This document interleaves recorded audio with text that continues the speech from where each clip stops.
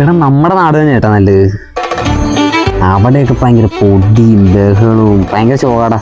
ഈ കുളവും നിങ്ങൾ നോക്കാറില്ലടാ, മൊത്തം ശോകയല്ലേ. നമുക്കെന്നാ പോയാലോ? പോയേക്കാം.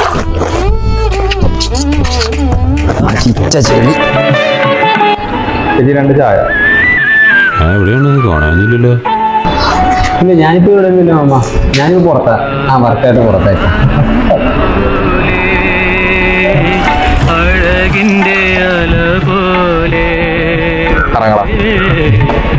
എടാ ഇറങ്ങാൻ.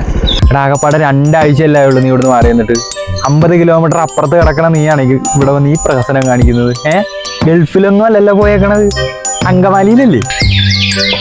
2 ആഴ്ച ആണെങ്കിലും 2 മാസം ആണെങ്കിലും നാട്ടിൽ നിന്ന് മാറിയുന്ന പ്രവാസിയല്ലടാ. പ്രവാസി എന്നതിനെ പറ്റി വലിയ ധാരണ ഒന്നും ഇല്ലല്ലേ നിനക്ക്? അതൊന്നും പറഞ്ഞാൽ നിനക്ക് മനസ്സിലായില്ല. വീട്ടുകാരെ മറന്ന് വീടും മറന്ന് കണ്ടൊരു സ്ഥലത്ത് പോയി പണിയെടുത്ത് വീട്ടിലെ ഫുഡും ഇല്ല, അവിടുത്തെ ഉണക്ക ചപ്പാത്തി എന്നൊക്കെ നിൽക്കുന്നുണ്ടല്ലോ. എടാ ഡെയിലി 100 രൂപ ഉള്ള അവിടം വരെ പോയിട്ട് വരാൻ. ഇനി മേലെ നീ എന്തെങ്കിലും വർത്താനം പറഞ്ഞ് എന്റെ മൂക്കി അടിച്ചു പൊളിക്കും. നിർത്തി ഇല്ല, ഇനി പറയാ. ഇനിയിപ്പോ ഒരു ചായ കൂടെ കുടിച്ചിട്ട് പോകാം. എടാ ചായ കടിക്കാൻ വല്ലതും ഉണ്ടാവുക? കണ്ടത് കടിച്ചാ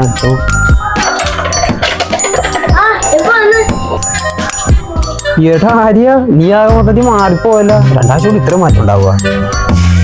നേരത്തെ പ്രവാസി എന്നുണ്ടായിരുന്നുള്ളൂ, ഇപ്പൊ പോയ കാലം വരെ പറയാൻ തുടങ്ങിയത്.